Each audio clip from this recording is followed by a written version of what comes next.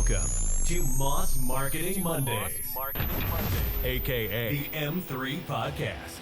Brought to you by Moss Marketing Group, bringing you everything marketing every Monday. Stay tuned for marketing tips and tricks you can use today. The M3 Podcast, marketing knowledge to help you succeed. Let's get started.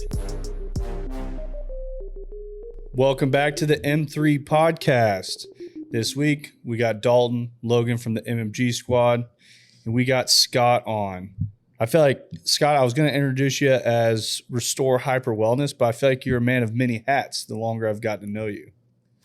Some would say I'm stretched too thin. Yeah. So, Restore Hyper Wellness, that's kind of how we've crossed paths. Yep. And you've opened up a new location in Zona Rosa. Yes. Yep. And what all does Restore do? Good question. Thank you for leading in that. Basically, Restore is a longevity and recovery health and wellness studio, we like to call it.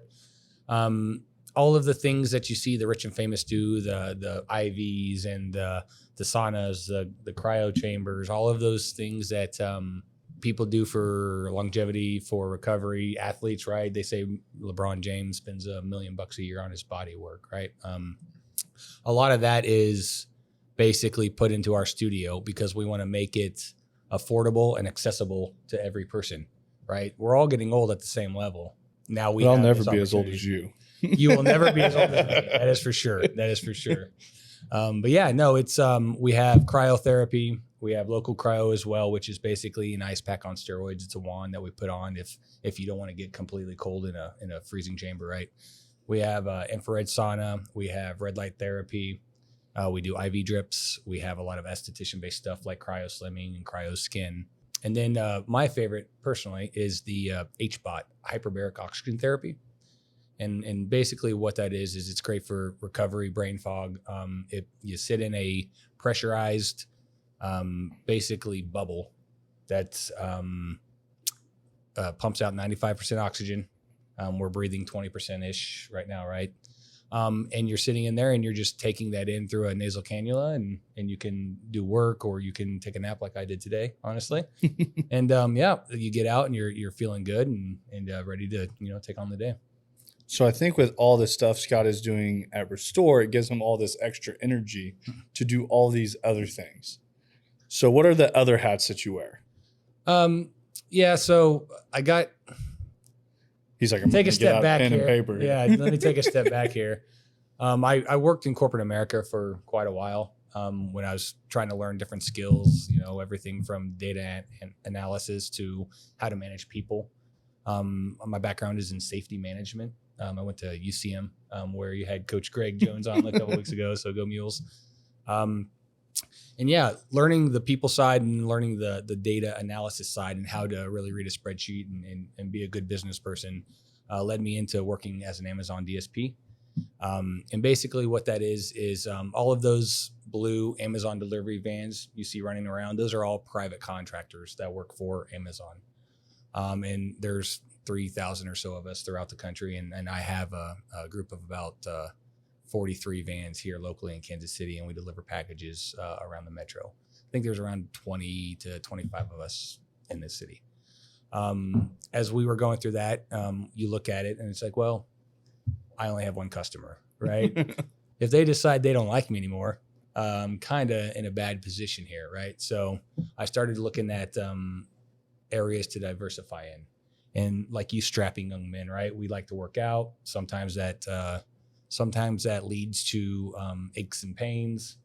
Yeah. And you go and you look at all these stories and, sauna is good for this and cryo chambers are good for that. And HBOT is good for this. And so I actually found a franchise called Restore Hyper Wellness. Shout out to the peeps in Austin. And the story behind it is two businessmen, they were training for a triathlon and they were doing their cryotherapy at one spot, and they were doing saunas at another. They were getting IV drips at a third spot. I feel like Logan and I are training wrong. Oh, yeah. I feel like we just need to be hanging out over there instead of swimming every day. Absolutely. Well, I mean, they were doing the work, right? But Yeah. ultimately, if you want to continue to push every single day, right, you need to also take care of yourself every single day. That's how, again, I hate using LeBron as an example, but that's how he's able to get on the court and play a full season and then an entire almost second season with the playoffs and championships, right? And he's done it for 20 years, right? It's because he's doing that body work and that extra recovery, right? So yeah, when you guys continue to get at your high level, you're getting personal bests, but at the same time, you're getting more fatigued and you're getting tired and more aches and pains, right? You're going to have to figure out, well, my times are dropping. I'm not improving. I need to figure out a way to recover faster. Yeah. And that's what these guys were doing. And so they ultimately said, okay, it doesn't make any sense for us to have to go to all these different locations. We should ultimately put all of these under one roof. And what we can do is just charge a monthly membership, right? And then that way people can come in and get everything under one roof and not have to worry about driving to multiple different spots and maybe the hours are different or whatever the case may be. And so I saw that story. I spoke with their team and I thought, you know what, this is for me, because the number one thing I want to do in business is feel good about what I'm selling. Yeah. Right. You know, I'm not, no offense to any one business, right? But if you're selling cigarettes to people, do you really feel good about it? I mean, maybe if the profits are good enough, I don't know, but you could probably forgive anything, right? But ultimately, you don't feel good about what you're selling. And in this, I can wholeheartedly know that every time someone walks in our door, they're going to feel better when they leave. And that's what I really wanted. And so we started working on getting some territories here in the local area. And we finally got, you know, it was a long time consuming process from the construction phase or the design phase to finding a building, right? And we're trying to do all of this in 2021. And it was really challenging finding the right spot, right? Somewhere where it's convenient for people to go, that had the right square footage, and the right complementary businesses around it, right? Like you don't want to be surrounded by a bunch of fast food spots. I don't think that's going to be the clientele that you French fries with your cryo. Yeah, you're sitting there getting your IV drip and, you know, scrunching, eating chicken nuggets. And so, it took a while. It ended up being about 16 months to get it up off the ground. Oh, wow. And so we finally opened the doors in March and we're starting to get more and more awareness and education out there on what we do, how this benefits you, and how we can ultimately help you find a good kind of prescription of daily maintenance on, you know, whether it's recovering for your triathlon so you can train at a high level, or, you know, managing the pain because you're 58, you're a former wrestler or football player, and you wake up and you're sore every single day from that former life, right? So we did that, but back to that 16 months, I'm not one that can really sit around. So before we get to that, I want to, because I'm always intrigued with like how entrepreneurs, like business owners, how their mind runs and operates. What has led them up to have that ability to do that has gave them that arsenal to take on those challenges. So let's start from the beginning, your story, because I know that there's a lot of story behind you that has led you to where you're at. So where'd you go to high school? What was it like growing up? So I'm from North Central nowhere. We call it, I'm just kidding. We call it Chillicothe, you know, shout out to the Hornets. Right. So from Chillicothe, Missouri, from a big family. My mom and dad had 5 kids before they were 25. Oh, right. Wow. They liked each other quite a bit. And you know, growing up in that environment, right? Like, you know, when you're in a big family, young parents not making a lot of money, right? Like you learn to take care of each other. You learn a lot about responsibility and being accountable and doing your part for the family. So I think that was instilled pretty early because my mom and dad worked their asses off, and it was a good example to lead. And then leaving Chillicothe, I joined the Army, just trying to find a way to pay for college, right? That was at the time the kind of the best route to go. You know, it's 2 years removed from 9/11. Kind of thought, you know, I'm patriotic. I want to serve my country, but at the same time, I want something on the back end of this, right? So I joined the Army National Guard and planning on going to college. Went to Mizzou for a couple of years, and a unit that hadn't been deployed since like Vietnam. All right, so I'm like, I'm pretty safe. I'm definitely not getting deployed here. Next thing I know, they're like, "Hey guys, you're going to Iraq." Like, oh well, I guess I'm going to earn my degree here, right? So yeah, we mobed up, and we ended up like, I don't know, like 2 or 3 weeks before we deployed to Iraq. They said, "Nope, by the way, you're actually going to Afghanistan." Like, oh, so this language that we were learning the basics of is not applicable anymore? That is correct. All right. Just making sure we're on the same page here. So this was 07 or 06. We deployed kind of the front end of 07. We were there through the front end of 08. We're about right at a year. They keep it at a year because at a year, they owe you basically like a bonus per month that you're there, like extra. And so they're like, yeah, we're not going to get you that bonus, but we're going to keep you as long as possible here, right? So let's find one of these other groups that hasn't deployed to Vietnam. Well, let's get some fresh faces in here.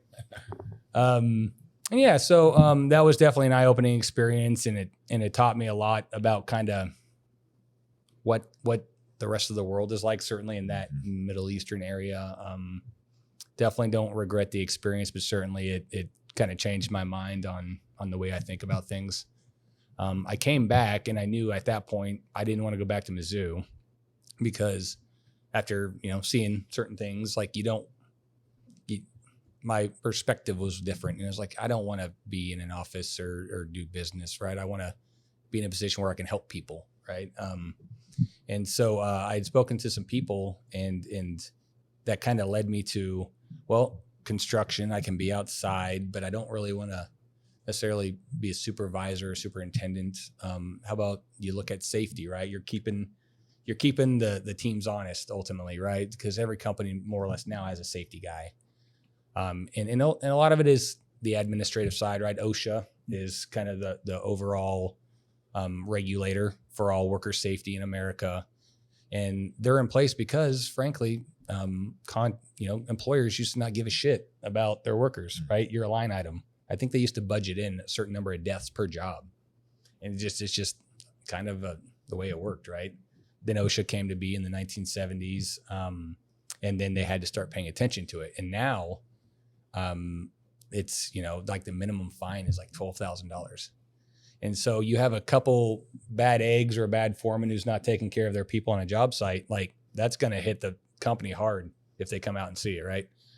And so I like that idea of being able to twofold: one, help the employee make sure that they were going to be taken care of, but on the other side, like help the employer do it in a smart way so that it was helping them, because ultimately safety is an investment. And if you have a safe company and you do good work, the people who give you contracts for more jobs, right? Like they're going to hire you because they don't have to worry about you killing somebody on their site. Yeah. Right. Like, we were building, I was in pipeline safety for quite a while, and we were building huge 36-inch pipelines, for big natural gas and oil companies. And one of the things that, I asked a bigwig I just happened to run across was, why they chose this company or that company. They're like, because it doesn't say your company's name killed somebody in the paper. It says my company's name killed somebody in the paper. It always goes up to that top level. And so that's why we always want the safest companies working for us. And so that was a great experience. Obviously, nobody likes the safety guy. It's where I really learned. It's where I really learned that people can be real dicks, just based on your title and what your job is, even if it's there for them. And that's kind of where I cut my teeth in budgeting. It's where I cut my teeth in HR, managing people and how to kind of go about that properly. But at the same time, my wife and I had been married for about a couple of years in 2015. And we decided we wanted to settle down because it's a lot of traveling and start a family. So we came back. I was the first, one of the first safety managers for Boulevard, the brewing company here. They're owned by, you guys know, like the Belgian company, Duvel Morcat USA. So wasn't there something like it was sold and then the guy that owned it like bought back? I think he bought some of it back, but that was after me. Yeah. Yeah, because something was like he sold and then, I don't know, I went on the tour and they were telling us this. So I don't know how legit it is, but they were like, yeah, he sold, and then like a week of him not doing anything, he was like bought a portion back to where he could just be at work all the time. Like that's all he's done. Well, yeah, I mean, it was a good group, and certainly they had their warts like anybody else. But at the time, this was in 2015. There was like 13 breweries opening up in America every single day. And with all of those breweries comes all of those employees. And all of those comes employees. It's just a numbers game. Like, people are going to get hurt. The more people you fit in any place, right, the more injuries you're going to have. Yeah. Just human beings are human beings, and they're clumsy. And so all of the big companies OSHA started paying attention to, and they decided they were like, we need somebody in here to manage this. Otherwise we're going to end up with a big bucket of fines. So I went in and I got them squared away, and ultimately that led me to Amazon. That is the most data-driven company I've ever worked for. I was in their corporate safety department. It was all about the data, making sure we were tracking and trending. We were really evaluating those things and implementing the controls, right, to reduce it. And that's ultimately what led me to that DSP world. So I think you might be the first person we've had on that's been deployed overseas. What do you think the biggest takeaway from that was? Like, what was one of the hardest things to deal with over there? Ultimately, it sometimes you're just dealt a shit hand. Like, and I mean that from like an Afghani's perspective. We would be driving down the road in these up armored Humvees waiting to get blown up, and you would see 9-year-olds walking down with one leg on crutches, where they stepped on a Russian mine that was left from like the 90s. And, they didn't have, like, I was in Kabul, which is the capital city. And, in even a big city like that, no like infrastructure really in place. So they'd burn their feces, and everything was just so, it felt medieval almost at times. Right. And I always came back to like, how freaking lucky am I that I was born in America. I know people shit all over it, right? Like, we have our warts like any country, but I'm just lucky that I was born in America and not in this crap hole, right? Like, it's just amazing. Like, that's the one thing that always took away from it. Like, golly, these kids just had just bad luck. That, and just, generally speaking, right? Like the ideological divide between different areas where you go, you realize how extreme it actually is, even with your allies over there. Like, we don't speak enough Dari, Afghani to really communicate well with the people. Like, we're trying to be there to help and protect and make sure they're not there to harm us. And the interpreters, we'd sit there and have long conversations with them. And a lot of them that were there with us in 2007 and 8 have moved to America since. It's kind of why they do it, is because it gives them access to get out of there.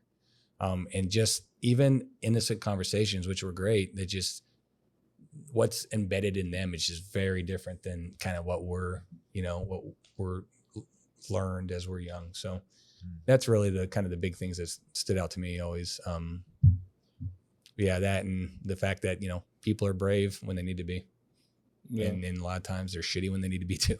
I don't think you talk about people shitting on America and what we have here, but I feel that there's these third world countries that are taking on a whole different, their problems are completely different than ours. Like, and we've had people on the podcast that have talked about, if the only problem you have is money problems, you don't have real problems. And I think I was in the truck with Ricky or something. I was driving the other day, and I was like, the one thing that we never have to think about is, like, I never think about if I have water or food or like a place to sleep tonight. Like, we have just such a different level of issues. And I think a lot of times just taking a step back and how grateful we should be for the things that we have. And America is the land of opportunity. It's everywhere. And a lot of people just don't even look at it that way. Do you think that when you say your perspective was changed when you came back,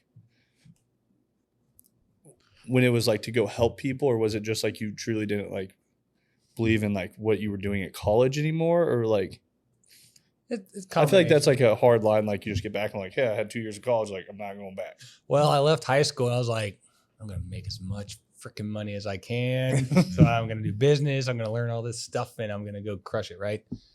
And then kind of like to that point, like I came back and I was like, I saw so much suffering and so many just cruel situations where people were just forced into. And then you realize like, no, I need to probably make more of my life than making as much money as possible. Like we're all put here for a purpose, right? Like, and believe it or not, unless that purpose is to help in some way, shape, or form, that's great if that makes you a lot of money, right? But making money, as much of it as you can for the sake of making money, that's what I didn't believe in anymore, right? I wanted to help people. I will say that I've seen people that make money, and I feel like good people without money are still good people with money sometimes. But there's people that Andy Frisella that has Supplement Superstore in First Form. I was at an event that he was talking at, and he's like, I've had so many people bitch about like my cars that I bought. Like he has this huge car collection. He's like, what people don't look at is I built a whole entire city in Haiti. Mm-hmm. I built them new schools. I built them a hospital. I built everything for these people. But it's like having that kind of money, like we don't have the money that we can go build a city in Haiti for people. Right. Like I feel like that is something that like that money can bring a different level of help that you can go make a huge impact. And every single person out there can help on anything you do every single day you walk out the door. Yep. Just being a good person. But I do think there is a level of money that can come that can give you more power to do more for other people. Absolutely. And I think sometimes people have that money, they don't do those things. And they just get greedy and more greedy as they go. But it's like, I don't look at money as like that being the driver. Like I want to make money, but also make it to where I can make a bigger impact. Mm-hmm. Yep. I feel like construction is a crazy space. So when you said you were doing like pipeline stuff, where was that at? I mean, most pipelines lead to Oklahoma in some way, shape. That's what I was wondering if you're like Cushing, majority. Right. Like it's a pipeline capital of the world. Right. But we built in Wisconsin, Illinois, Missouri through Kansas. We actually did a pipeline project just south of Kansas City, which was pretty nice because I got to go back and forth from home. You know, my wife got to stay around. So, so mainly in the Midwest. Gotcha. So get into safety. What is the whole Amazon deal? Like what?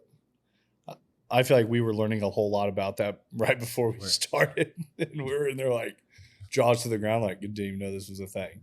Yeah. So, this was the opportunity like for me to really get into, I call it business ownership with training wheels at times, right? Like, they have a lot of oversight, but ultimately, like I said, all of the vans, all the people who deliver their packages are vendors, contractors for them. And ultimately, you just go through you apply, you go through a vetting process. What does that vetting process look like? Because you said how many people apply for that? Oh, it was like, and again, I don't know if this is completely accurate. This is what I was told. It was like 100,000, 200,000 people applied, and they took like 300 that year that I got into the program. This was in the front end of 2020, so right before the pandemic. So you have an online kind of screening, right? That you do. You have to show certain proof of like cash financing to show that you would be able to support a business early on before you got paid. Then you have some other like kind of credentials you got to present, background checks, things like that to make sure you're a good person. I shouldn't say that, a good person, that you're a competent person. Dalton can't pass a background check. Yes, about that. That's who I was thinking of when I was starting to say that. I was thinking about it mine. Sorry to rule you out there, but send that in, and they get back to you like 2 weeks to a month later, and like, hey, we want you to do this secondary interview where, have you guys seen the software where they put in the questions and then you you have a minute to read it, and then you have 2 minutes to respond. And as soon as you like click it, you have to go and you like talk into a camera. Our interview process a little different at MMG. Is it like a shotgunning competition? If you can beat 3 seconds, you're on the team. You got to be at least half the team. If you can beat half the team, then you're in. Heck yeah, yep. Just don't beat the bottom because the one person, it's 1 in, 1 out, right? The worst drinker has to walk out. But no. So basically, yeah, it's like a video interview conferencing thing, but there's no person on the other side, and you just kind of got to talk into the camera and kind of explain the situational thing, right? Like, have you guys ever heard of the STAR interviewing technique, where they ask you a question? Like, it's not like, what did you do here? It's more like behavioral based, like, how would you, in this situation, how would you do this? Or what do you think about that, right? And then you have to basically answer in the STAR, like situation, task, action that you took, and then the response, right? And so you're going through that, and you need to have a succinct story on whatever the topic may be, right? Like maybe you had an ethical dilemma where you saw someone stealing, and how would you ultimately approach that situation if it were a colleague, right? Stuff like that. And so I submitted that. And then the next phase was they bring on like everybody who had gotten through there in a building in Las Vegas, which was just convenient because that's where I was living at the time. And we interview with 3 different people from 3 different kind of divisions, and you just do the rounds. And if you get passing grades by all those people kind of using the same interviewing techniques, then you're put on the approved list, and they offer you like a location, right? Like they were giving bonuses to move to the West Coast. Like if you wanted to be a DSP in New York, like we'll give you 20 grand. And as much as I wanted 20 grand, I was like, I'm not going there. I can't afford to live in New York even with the 20 grand. Yeah. Oh, cool. Is that going to buy my parking space for a year? Awesome. Yeah. And like the San Francisco and all up and down the coast. My wife and I were about to have our son. And so we were like, we like Vegas. We have some family here. Thanks, but no thanks. Kansas City, or we're not interested at all.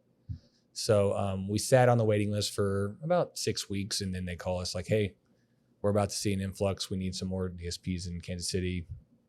Can you start February 28th? This is Christmas 2019. My son was due to be born January 14th in like 2.5 weeks, 3 weeks. And my response was, okay. Might as well. We'll make it happen. Obviously, the real boss, my wife, actually, said, yeah, we can make it happen. All right, cool. You're the one having the baby and all, right? What do you want to do? And so, yeah, our son was born. We had to wait a week for a checkup. And then we were off, and it was a lot of long days getting everything set up and getting everything working. And so do you have to go out and get the vans and your vehicles that you're going to operate, or do they give you like an option like through them? Like, how does that all work? Well, because they are Amazon branded, like Amazon sets up the like the fleets, the leases, right? So they have a preferred leasing program, a couple different providers, and that's who you have to go through. So they put you in contact with all of these different vendors that you have to use. And then everything outside of that, you got to set up on your own. Like, who do you want to use recruiting? Indeed or Talry or some of these other companies that do that recruiting effort. Who do you want to use for your injury management? Who do you want to do for drug testing? Who do you want to use for this, blah, blah, blah, blah. But they have just a long, like a playbook where you just go step by step all the way down there, and it helps you kind of get things rolling. Because when they need you for now, right? Like that's why it's a quick turnaround. Like they want you moving within like 7 weeks and on the ground rolling.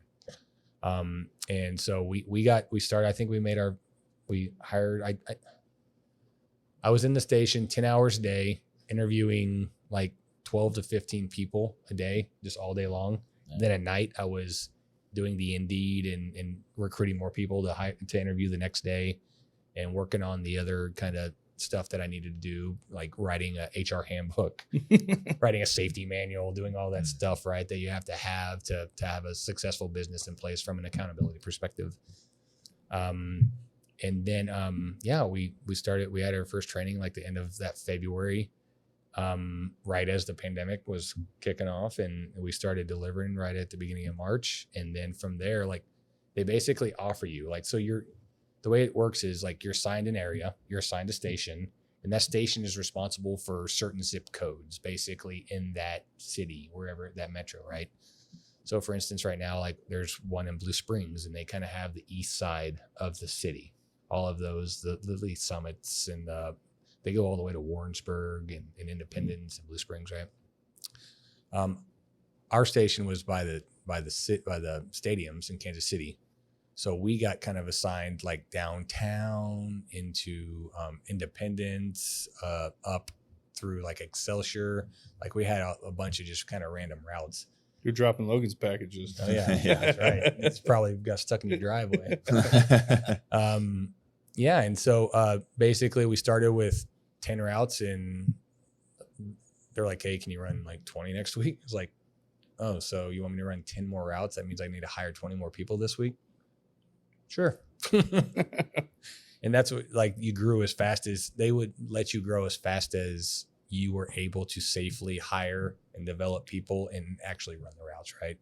Because a lot of it's just hiring people that want to work and then aren't going to quit like immediately almost. And like, what's the training time for them once you do hire them? A couple days. Yeah. Days. Like 2 days. Like we have Amazon. That's one of the nice things about it. They provide the formal training, right? Like you get them in the building, and they'll train them the first 2 days. Then we'll do a day or two of ride alongs so that they understand what it's like in a real world environment. And then you put them out, and we have nursery routes. Basically, they're baby routes. So let's say today, one of my drivers, I think had like 170 stops and like 220 packages that they had to deliver. That's kind of the standard, and they design them to be 10 hours long. And what the nursery route is cutting that route to 60%, because ultimately, when are you going to get the most likely to be hurt at a physical job, right? You're up and down out of that van for this person at least 170 times today, right? You're most likely to be hurt, early on. That's why they have training camp in sports, right? Yeah. That's why camp is there. It's to build your body back into that season so you can take that wear and tear. And that's what the thought process is in the nursery routes is, we're not going to give you a full thing right now because you're just going to go get hurt, right? We're going to let you kind of get your training wheels and build into it. And then by like the 8th, 9th route that you do, then you're going to be ready for a full route. And so they put, that's another safety procedure they put in place, safety and quality. And so we just grew and blew up and continued to grow. And I was fortunate to hire some really competent people. And as we grew, like span of control wise, you can only do so much. And I promoted the people that were really willing to go the extra mile and were there to work and who were competent. And by 2020, middle of 2021, I was like, well, I don't really have anything to do now. I might as well try to find something else. And that's when I really kind of stumbled on Restore. How many steps do you think those dudes are getting into that in one day?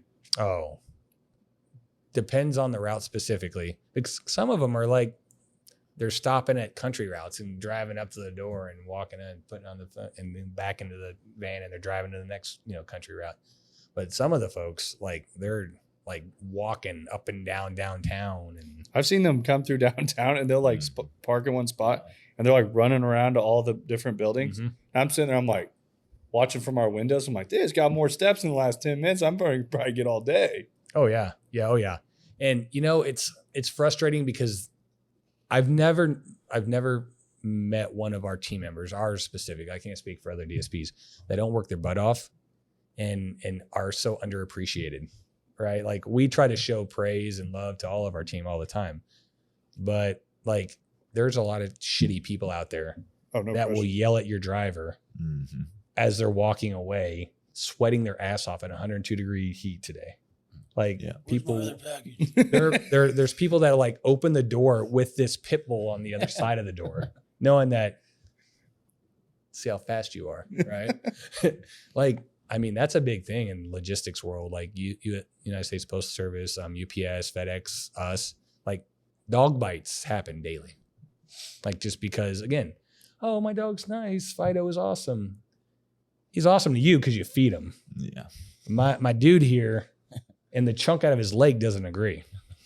Like, He was still hungry, actually. yeah. You got to watch out for old Willis in there. Yeah. Willis is a vicious one. Oh yeah. And that's those add up quickly. And so that's what one of the things that stinks is, so shout out every time you get an Amazon package delivery, hit that little thumbs up button, right? That you get for the email. That actually goes a long way for the DSPs because you kind of get graded by Amazon on how many of those you get, right? So that's kind of cool. I like it. It's cool. Earlier, you were also hitting on this. This is something that, like, right when you said it, I started thinking Logan, and it wasn't the clumsy thing. It was the The what? the clumsy part. I mean, he's basically a zebra. Man. Yeah. No, A gazelle. Giraffe. Yeah, there you go. Get it right.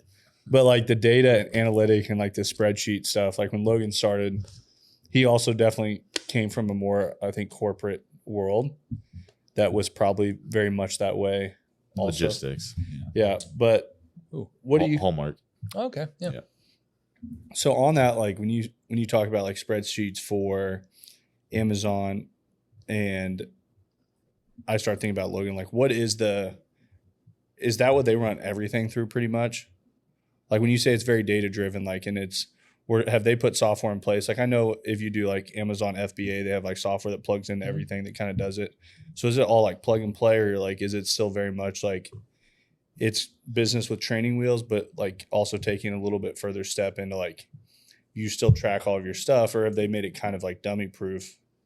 And kind of both, actually. I mean, I think a lot of it is how well do you want to manage your business and how much of a thumb, like how tightly do you want to be in control of things?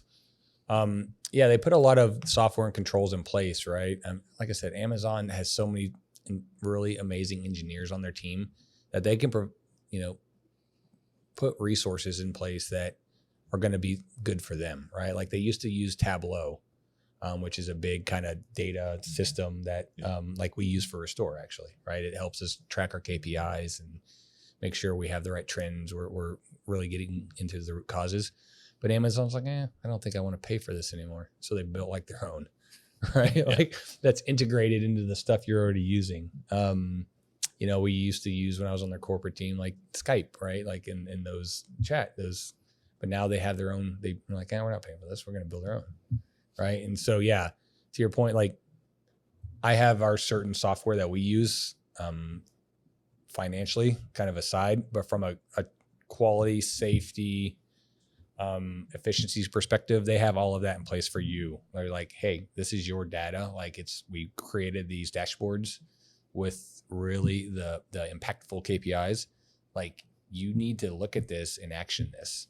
And I think that's one of the challenges that owners that come into that world, not from a more heavily data-driven company, that's where they struggle, is because ultimately numbers don't lie. Right. Whether it's on a spreadsheet for your business or it's a number of injuries you had, and it's clearly 80% of them are showing that they were lower body injuries. Like, okay, let's dig into that. Okay, they're ankle injuries. Okay, let's dig a little bit further into that, and figuring out how to control it, because costs of injuries are real. Yeah. And if you can reduce that by 50%, you might be saving yourself $50,000 a year in expenses, right? Just by being safer and preventing those injuries.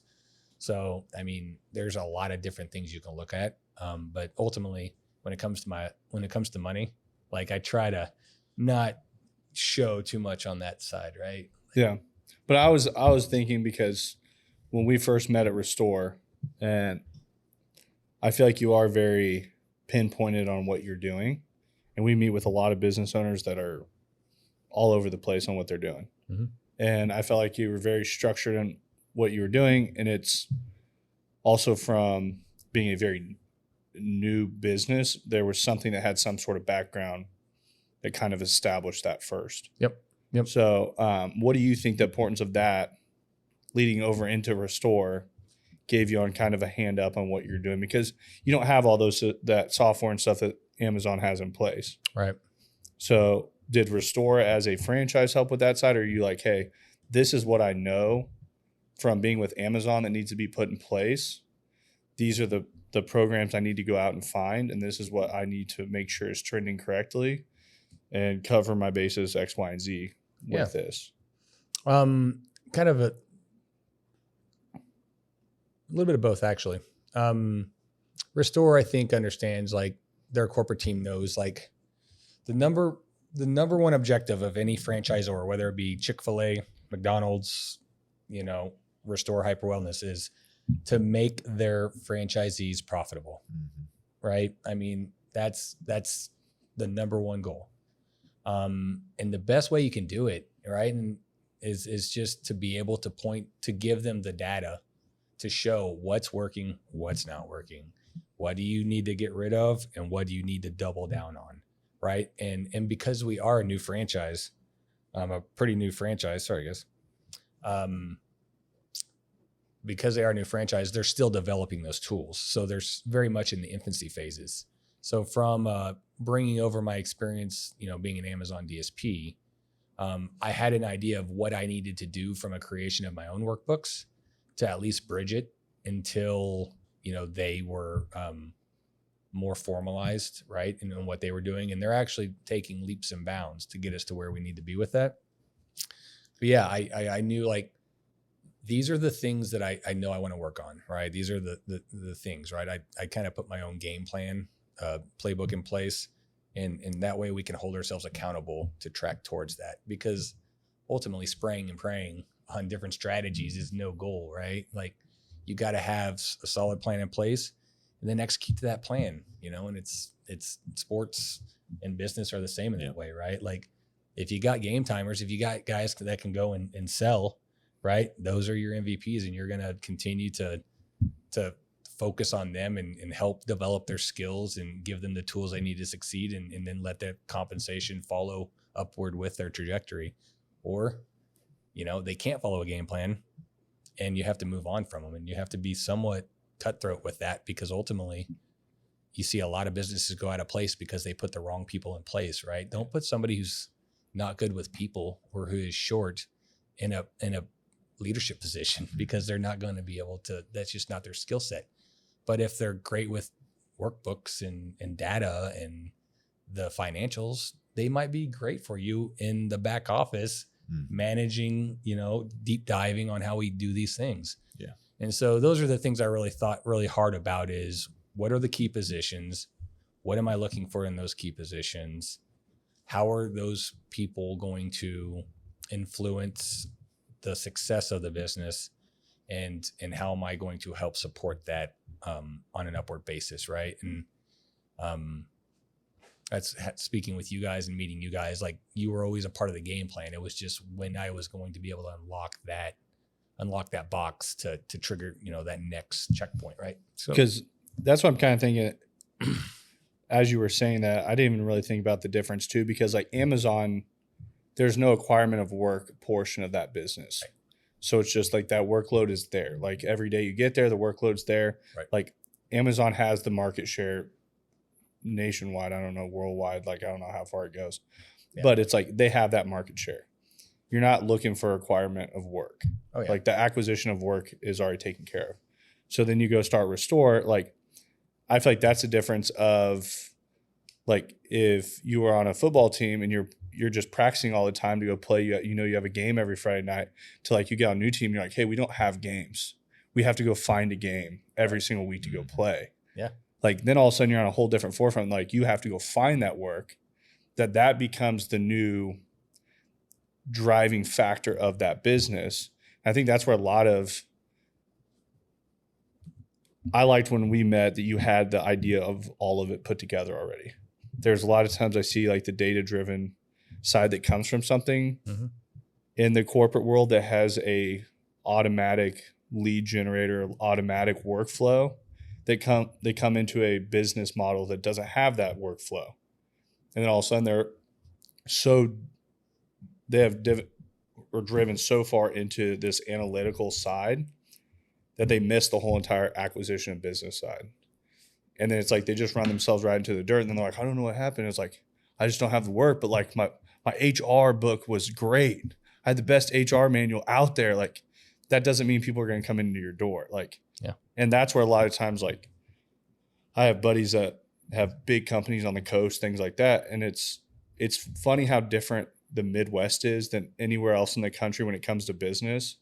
Because if you look at these big business moguls on the coast, the marketing plan is put in place before a door is ever open. They look at, like, you can go get money from investors on the coast and all over the place. You can get money from big investors with a great marketing strategy. That is where they find value in a business. Yeah. Is the person with the best marketing strategy that can put numbers in place, a data-driven marketing strategy that can say, hey, we can figure out our cost per acquisition is X. We can multiply that as many times as you want to sell product or sell a service or do whatever it is. There's your multiplier. There's your lever to grow a business. And then you can find the great HR people because you have the cash flow to do it. You can find all the great employees you need. You can find the managers. You can find all those people, but it's because you have the influx of work. Oh, yeah. Instead of the other guy that maybe way better at you than building spreadsheets and doing all that stuff and doing the analytical part, but they can't figure out the business driver. Right. So I think you have a hand on all of that and a grasp on that really well with Restore. A lot of it, honestly, I think the most important thing for me, and I think this applies to this situation we're currently finding ourselves in, this beautiful man cave, is that you never want to be the smartest person in the room, right? Like, I'm a dum-dum, right? But I always try. I don't know about that. I always try to put like good people around me, right? Like, I didn't have that customer acquisition piece with Amazon, right? But I know guys who are energetic, youthful, smart, dedicated, driven, right? MMG. And we met through kind of a random route, right? Drinking beers at the lake, if you're wondering. That's exactly what it was. I didn't know. I wasn't going to open the box, right? Anyway. Our best accounts, that's how we acquire so much work, is just organically meeting people. And I feel people like to work with people that they like. Yep. And those are our favorite accounts. It's somebody I can sit and have drinks with. It's somebody that we run into at the lake that they want a different service. They know what they're looking for, but somebody just hasn't built it in a way that is useful for them. Yeah. And every account's different. And the way your business runs is different than a dealership that we work with. It's different than a restaurant. And sometimes it's just sitting down and building that marketing strategy for that one company. Instead of saying, hey, here's a cookie cutter marketing strategy we had for this account. Just throw it on Restore account and just do the same shit. Right. Like, that's not how it's supposed to be done. No. And that's some of the things you guys pointed out, right? Like, again, like, I know what I know, and I know what I'm good at, and I know my strengths, and I know my weaknesses. And one of my weaknesses is thinking I'm actually cool and understand things, and that's definitely not the case. Running ideas by Dalton, right? Like, I told Dalton's the man, right? Like, I'll just send him random texts like, hey, what about this? What do you think of this? And, like you guys, that's why I think we're going to have a, really long and successful working relationship, is because you guys are okay with providing that pushback. Like, I don't know if that's going to work necessarily for this specific situation, like, because of these reasons, X, Y, Z, right? Like, and that's what a good partnership is, whether it's a marriage or it's business partners, right? Like, you need to have a little give and take and understand one another. And ultimately, as long as your goals are the same, right? You want us to be a very, very successful company. That's what I want, right? I also want you guys to be successful, because the more successful I am, the more I'm going to continue to promote you to my friends that own businesses. And I already do that. But how, we go down the road and we're not all that successful, I'm a lot less likely to say, go to Dane and the MMG guys, right?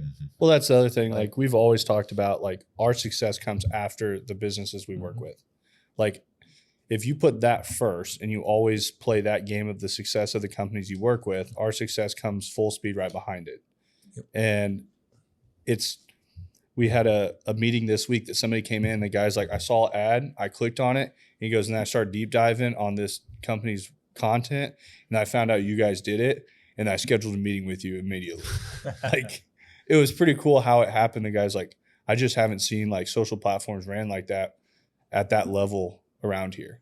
Yeah, that's a great compliment. And it was something that was really cool how it happened, but that's the success of a different company. Mm-hmm. And they're finding all the success that they're supposed to be finding with what we do, which in return led them down funnel to us. Yep. That the guy is also a member of that place too. Like, and it's just cool to see it come full circle. Oh yeah. But it, like you said, also there's a lot of companies, and it's in every space, not just marketing space, that become this like yes man company. That the same thing in the car business where they talk about like customers always right. Customers wrong a lot of times, majority of the time. And it's the same thing like when we work with someone, I'm not saying we're always right, but it's not, the customer is not always right. And I tell them it's okay to tell someone that if you don't think that's a good idea. Yeah. If you from a marketing position do not feel that's a good idea, I do not want you to tell a client of ours that you think it's a good idea.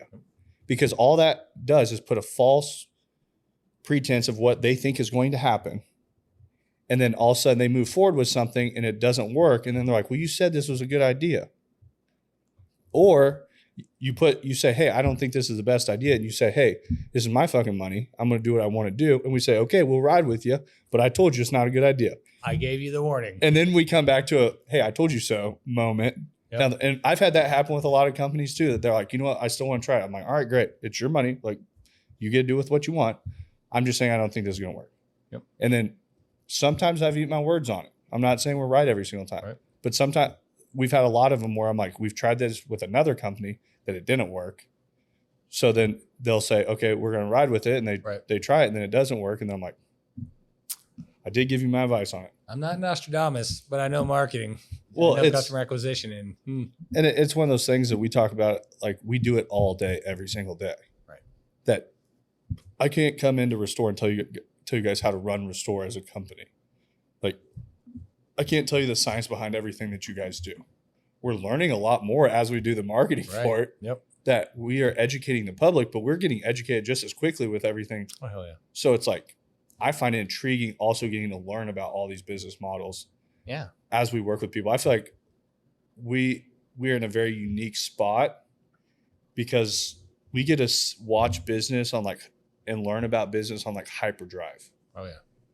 That we have all these business, all different models of business, and we see how they work and how they operate and how they can acquire business here, how we can acquire business here, what the cost per product that's being sold or the cost per service, where are these clients being found on, what platforms, like the amount of work that goes into content creation.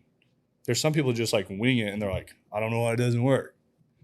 Like, because you're not doing it right. Yeah. And it's hard to have that conversation with some people, but it's just the conversation that needs to be had. Oh yeah. And I do want to jump in, like before we end this, I do want to go a little bit more into like what the hyper wellness part of Restore is. Yep. Like that was something I feel like we were all pretty intrigued. Like I also have to give you a huge thanks for letting the team come in. Like we all got services. I think that's like, those are cool things that we get to experience as a team. And I think the whole hyper wellness of people being proactive instead of reactive with health is becoming more and more prevalent in today's space. And I like how you guys have positioned it all. Mm-hmm. So can we jump more in that I think part? we can probably all agree that our dads are still, we're the generation that, rub some dirt on it, tough it out, you'll be fine, right? Oh, I've not been able to move for 6 hours, but I'm fine. It'll pass, right? No, you're having a freaking heart attack, bro. Or you're like, they're just too tough for your own good, right? I think we all see that now, and the people in our generation are looking at that and like, I don't want to be miserably uncomfortable all the time in my older years. And so, yeah, hyper wellness is something that we're trying to kind of put our thumb on as Restore. And that's focusing on your wellness for daily, right? It's not every once in a while. It's not, when I just feel bad. It's constantly being proactive, taking care of yourself. Because ultimately, if you're not taking care of yourself, how are you going to take care of anybody else? Right. It's kind of like, those on the battlefield, being a soldier or being a police officer or firefighter, right? Like, do you want to go into action with somebody that isn't going to be able to take you out of that situation if something were to go bad to you?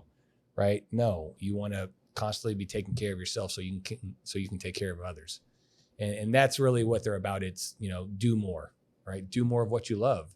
Do more of pickleball, right? You love playing pickleball on Sundays, right? Like if He you're always sees me constantly in the same hobbled, pickleball place. I'm the one that's not, playing pickleball and just sitting there drinking, watching, and laughing. Laughing at us. But yeah, like whatever it is, right? We're found that a big group of the people who come in for us aren't there to recover so they can train harder for the marathon the next day. They're coming in there because they want to be able to lift their grandchildren up.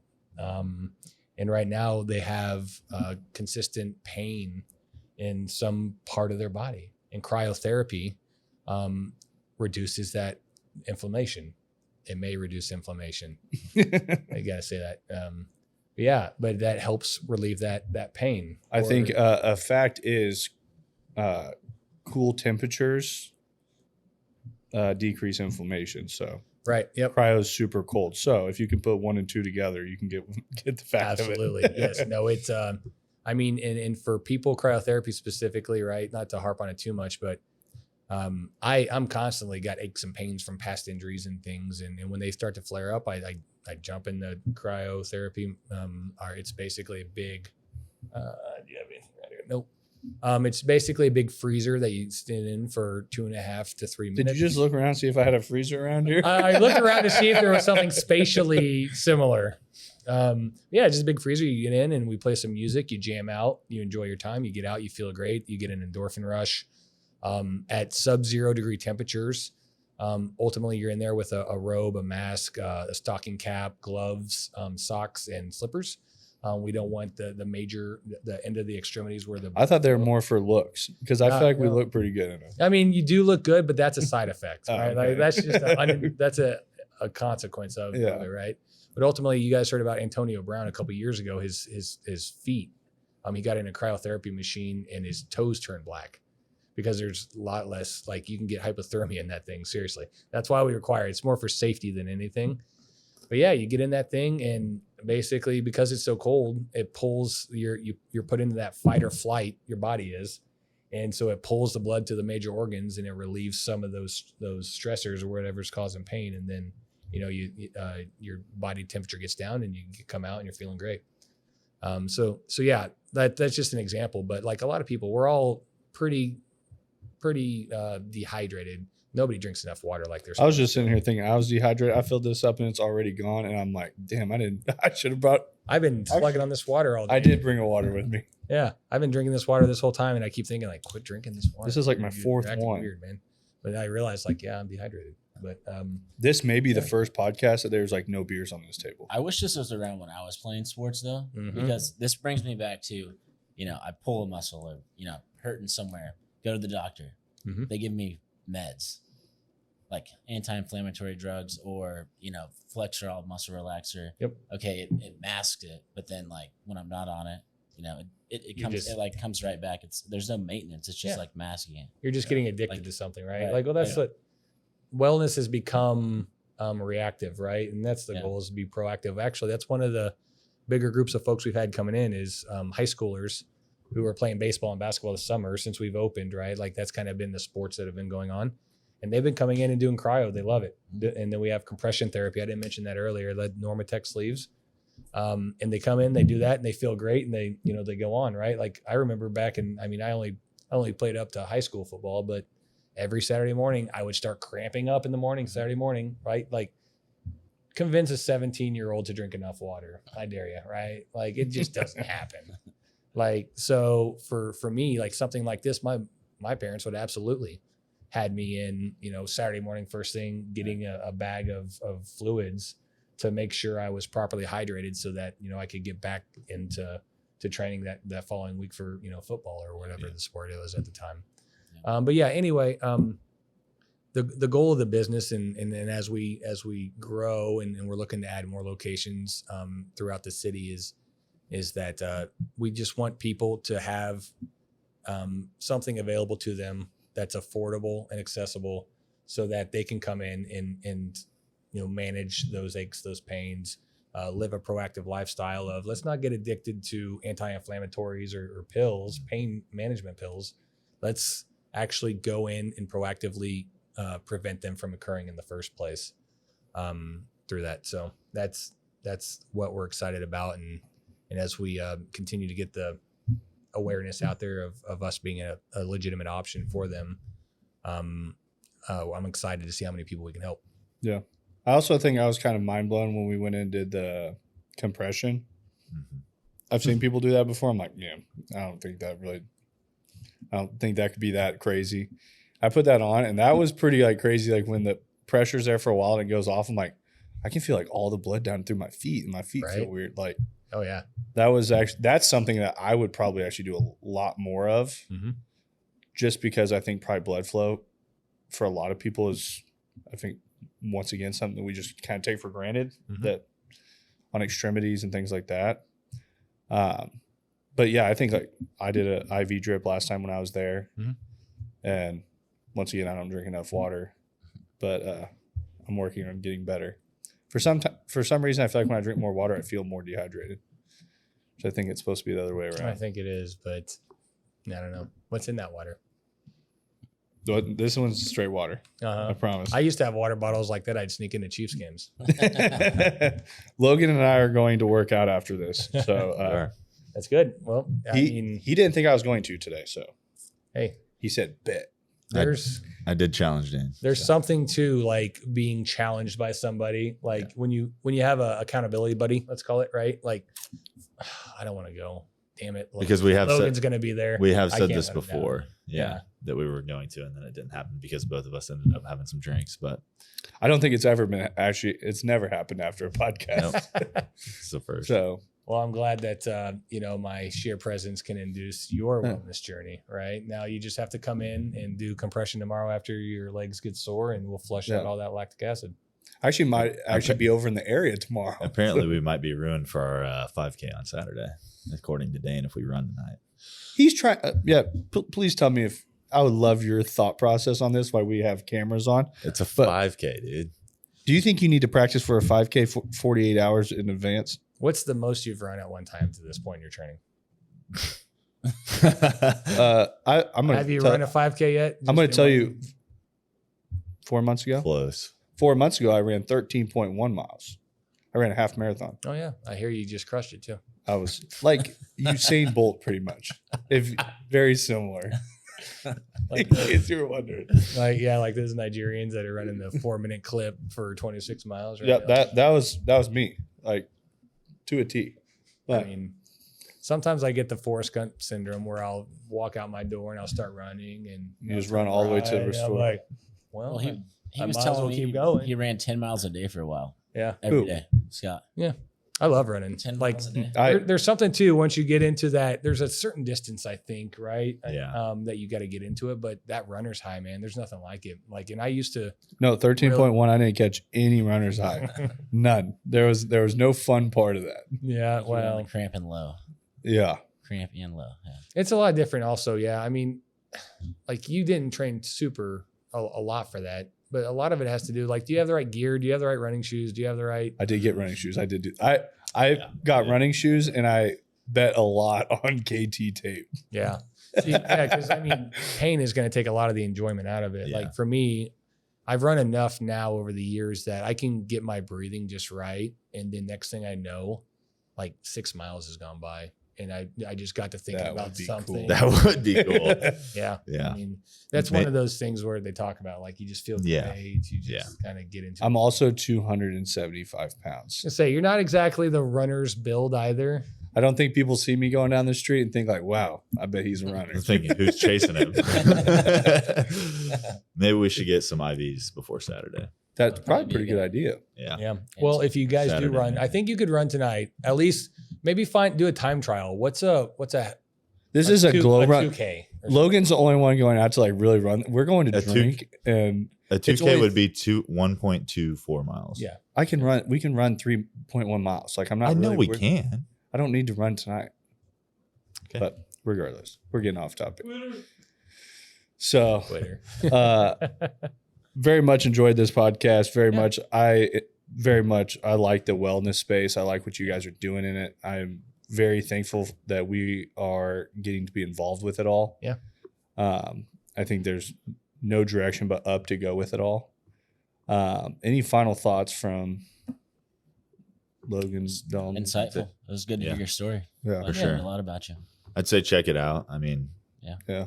it's a. We'll definitely put all the Definitely a good links spot. below. Cool. See, they always remind me of that because I botched. Oh yeah, it. where's your location at? You never said that. Oh yeah, That yeah. might be We're helpful. I'll say this to say this. Hold on. Here's a two-parter. We are located in Zona Rosa. That's where all of our cryo, our big machines and things are that we spoke about today. But one of the things we really want to emphasize as well is we have trained nurse practitioners on staff.